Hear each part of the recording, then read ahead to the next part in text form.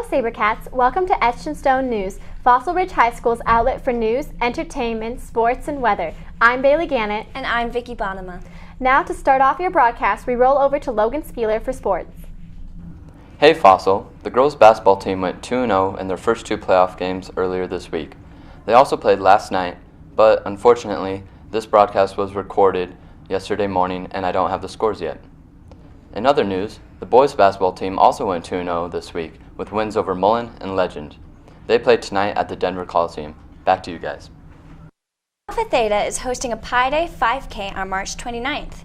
Here's Sierra Lear and Becca Macaluso on more about the event. The PSD Pi Day Fun Run is a charity 5K that is put on by the Mu Alpha Theta Math Honor Societies of all four PSD high schools. This is a fun run so you can walk, run, crawl, or do whatever it is that you do to get across that finish line. All of the proceeds from this fun run are going towards the Wayne Bromley Scholarship. Wayne Bromley was a very well-respected teacher, math teacher here at Poudre School District. After he passed away, they actually made a scholarship in his name to go to seniors who are interested in becoming math teachers. All right, this year, the race will be held here at Fossil, Saturday, March 29th, starting at 9 a.m. You can register online and it'll cost $12 per student, $15 for adults. Since this is a competition between all four PSD high schools, we'd really like to see Sabercats come out on top on our home turf. To register for the race, you should go to active.com and type in keywords Pi Day and our race should come up. Otherwise, we have posters all over the school telling you the same information. So, if you're interested in fun or supporting a great scholarship, please register for the first ever PSD Pi Day Fun Run. See you there, cats. Thanks Sierra Lear and Becca Macaluso. Student council elections are today, so make sure to vote. Remember Fossil, they plan all of our school's events. Here's Sophie Lafayette and Lindsay Foyer with why student elections matter. Hi guys, I'm Sophie. So as you guys know, we're voting for next year's student council. What you may not know though is what student council really does. So we obviously plan the events like Homecoming, Peach Fuzz, and Wednesday Night Live. But what you may not know is that we also plan a lot of community service events. We do Trick or Treat Street, Middle School Leadership Day, and Wish Week, which is actually coming up really soon. Therefore, the people you vote for student council are not only going to have an effect on the school, but also the community. So who you're voting for is going to be really important. When voting for student council, keep in mind that these people will be representing Fossil for the next year. Junior class officers plan prom, and senior class officers plan graduation. So it is very important that you vote for people that are qualified and will represent your voice very well. Back to you guys. Hey Fossil, TCAP week is next week. Make sure you get lots of sleep the night before. Ever wonder why you have to take TCAPs? Bailey Gannett answers that question and more with this week's Sabercat Prowl.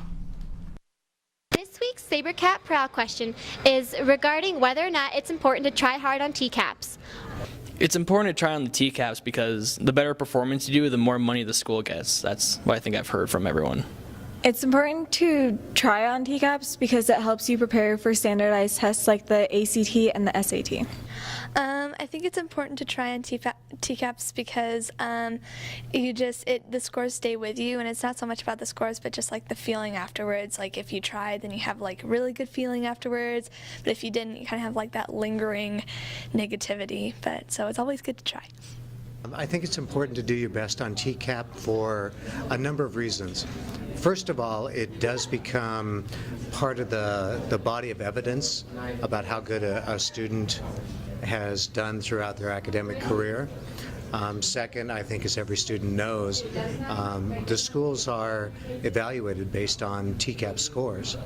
I think TCAPs are important because it really gives you the testing experience you'll need for the ACT junior year and SAT if you want to take that. And it really gets you into that testing environment. Honestly, I think it just prepares you for other tests that you're going to be taking, whether you're junior, senior, even a sophomore.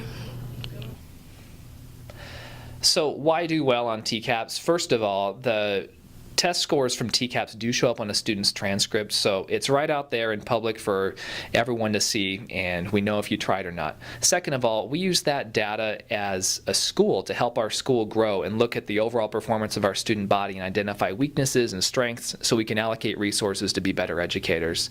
Also, we use that data for students to help determine course placement and interventions and things like that. So it's very important to try. It's a totally legit test. Also, what are some study tactics that students use to study for tests? Other than the study material that my teachers give us, sometimes I don't know if they ever did. I never really studied for TCAPs. I don't really know how you can unless your teachers give you some material ahead of time. Ways that I study are flashcards. Flashcards are really helpful to study, and I think it's most important that you make sure you get a good night's sleep and you eat a good breakfast. When I do study, which is not often, I just cram the night before, but usually I don't study at all.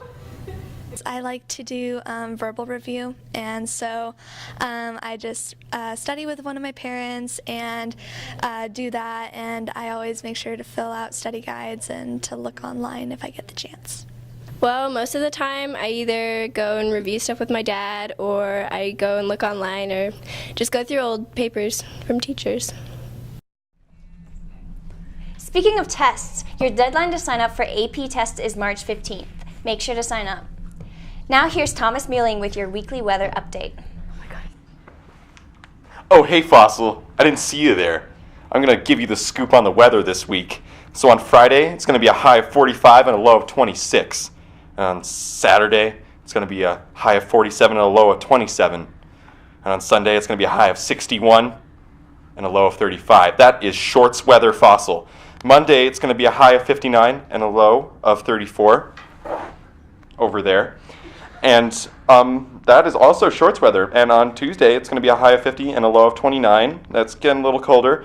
Wednesday, it's getting even colder. High of 36, low of 24. It's like Capri weather. And on Thursday, it's going to be a high of 49 and a low of 28. Back to you.